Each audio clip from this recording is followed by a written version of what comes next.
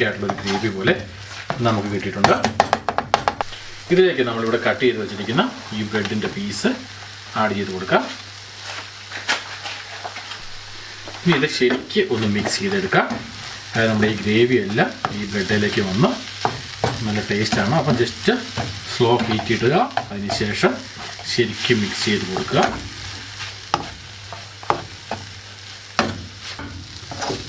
അപ്പോൾ അത് ശരിക്കൊന്ന് മിക്സ് ചെയ്ത് കഴിഞ്ഞാൽ നമുക്ക് ഇതുപോലെ കിട്ടും. നമ്മുടെ ആ ഗ്രേവി മുഴുവൻ നമ്മുടെ ബ്രെഡിൽ ശരിക്ക് അബ്സോർബ് ആവും. ആ ടേസ്റ്റും എല്ലാം വരും. നമ്മുടെ തികച്ചും വ്യത്യസ്തമായ ബ്രെഡ് മസാല റെഡിയാണ്. നമുക്ക് പ്ലേറ്റിലേക്ക് മാറ്റാം. തികച്ചും വ്യത്യസ്തമായ ഈ ഒരു ബ്രെഡ് മസാല ഉണ്ടാക്കാൻ വളരെ ഈസിയാണ്. ആർക്ക് വേണമെങ്കിലും ഉണ്ടാക്കുകയും ചെയ്യാം.